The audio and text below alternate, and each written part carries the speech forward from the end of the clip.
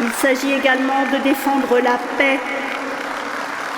Oui, mes amis, la paix, car personne ne souhaite la guerre. Personne ne souhaite voir mourir son enfant, son frère, son père, son ami, son voisin, ou même un anonyme, pour un conflit qui aurait pu être évité ou stoppé. Qu'il s'agisse d'un conflit sur le sol européen ou au Proche-Orient. Oui, Mathilde, Rima, David, Thomas, vous n'êtes pas seuls. Des millions de personnes s'opposent au massacre des civils de Gaza. Des millions de personnes s'opposent au fait que déjà plus de 33 000 innocents ont été massacrés, parmi lesquels des femmes, des enfants, des bébés. Oui, des millions de personnes s'opposent au fait que dans un pays, on puisse détruire la quasi-totalité des infrastructures sanitaires sans être inquiété. Des millions de personnes s'opposent au fait que des aides alimentaires puissent être bloquées, qu'une famine puisse être organisée.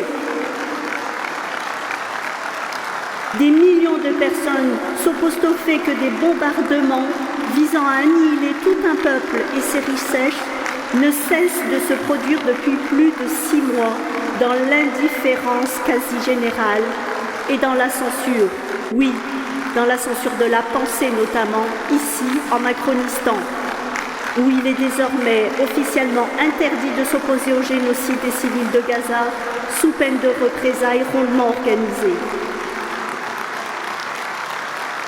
Nous réaffirmons et nous continuerons à le faire chaque jour, malgré les tentatives de museler nos voix par des convocations de police et des gardes à vue, que notre engagement pour la paix est et restera intact. Les partisans du génocide et de la destruction de Gaza essayent de vous faire croire que nous faisons l'apologie du terrorisme, alors que nous demandons qu'une chose, c'est que cesse le génocide des civils de Gaza. Nous faisons l'apologie, mes amis, du droit international humanitaire, qui est un ensemble de règles visant à restreindre les effets des conflits armés sur les populations, y compris les civils.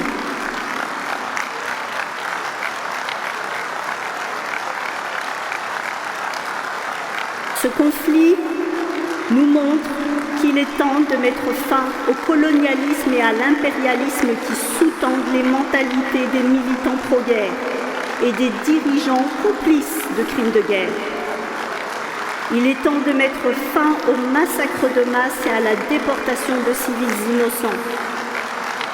Il est temps de mettre fin au sacrifice de militaires utilisés comme chair à canon pour assouvir les désirs hégémoniques de pays gouvernés par les serviteurs des plus grands groupes d'armement.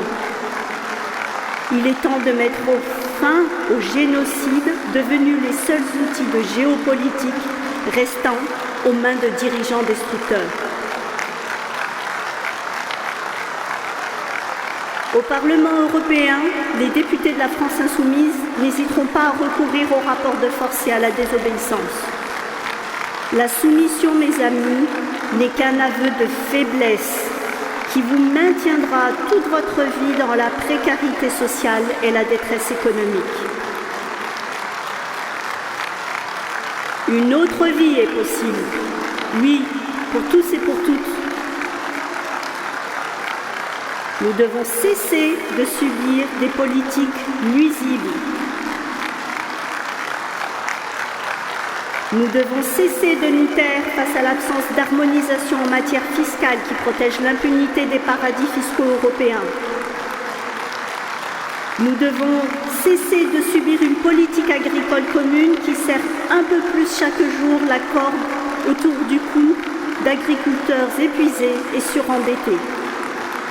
Nous devons cesser de nourrir les velléités belliqueuses de l'OTAN. Velléités qui sont organisées par son actionnaire majoritaire, friand de conflits armés et vous le connaissez tous, les États-Unis d'Amérique.